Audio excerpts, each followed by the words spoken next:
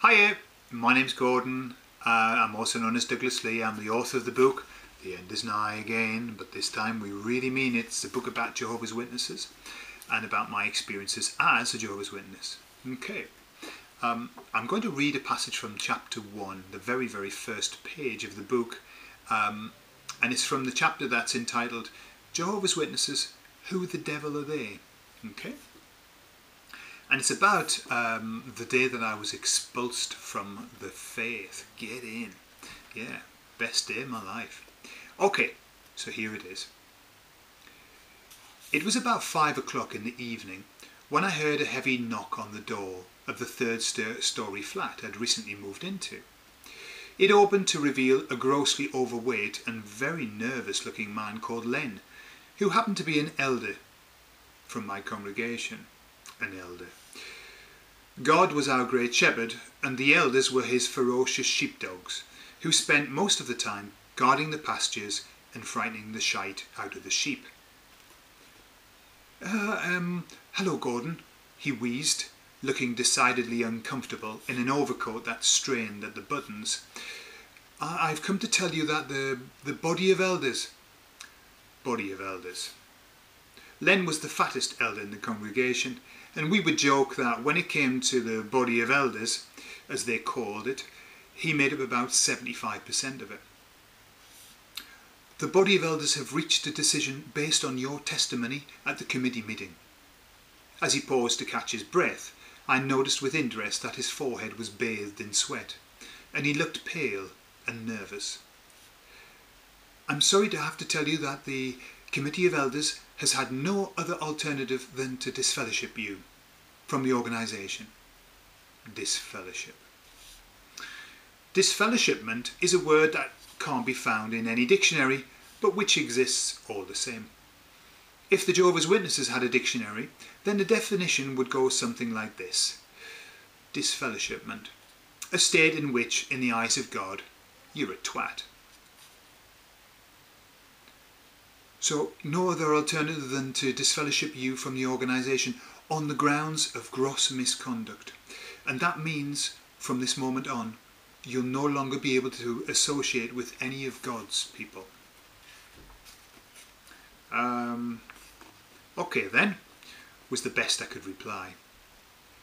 The committee's decision, Len continued, has been based on your reluctance to accept the loving counsel given to you, and so they've had no alternative than to disfellowship you. It'll be announced from the platform on Sunday, though it's effective from this moment. Although I was vaguely aware of the cascade of words Len was showering me with, I was more interested in the sound of his voice, as it warbled and squeaked with a mixture of nerves and shortness of breath from having just heaved his gigantic obesity up the 4 flights of stairs to my door. The truth was that I had spent 21 long and arduous years of my life in that restrictive, mind-altering faith, and I was more than ready to put the whole thing behind me. So it was with tangible relief that I accepted the news of my expulsion. I knew only too well that it heralded my imminent death and destruction, yet in that moment I was way beyond caring.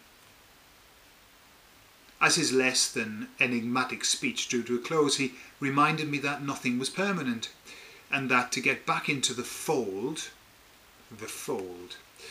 he was referring to the fact that the witnesses see themselves as a flock of sheep. The rest of us, thankfully, are able to think for ourselves. To get back into the fold, all I needed to do was to repent wholeheartedly. This, he explained, involved renouncing all my worldly ways and serving a period of penance, during which time the entire congregation would shun me. From both the tone of his voice and the look on my face, it was clear that neither of us were particularly attracted to that option. Finishing up, Len turned to go, and as he did, I thanked him without really knowing why. I watched as he walked away and was suddenly bathed in a tremendous sense of relief. Happy to know that the shit had finally stopped flying out the fan and that I could now focus on the job of getting on with my life. In a state of numb euphoria, I made a nice cup of tea and sat down on the living room sofa to think. A tidal wave of memories washed over me as the 21 piss-poor years of my life as a Jehovah's Witness flashed before my eyes. I'd heard it said that to move forward you needed first to look back, and so with that I steeled myself, grasped my cup of tea firmly and began to rerun the videotape of my life, right from the beginning. Okay, so there we have it. So that was the beginning of the end for me. I hope you enjoyed it. If you'd like to read my book, then you're more than welcome to follow the link down below. It's available with Lulu. It's available in hard copy and it's also available as a download. Okay, see you later. Happy travels.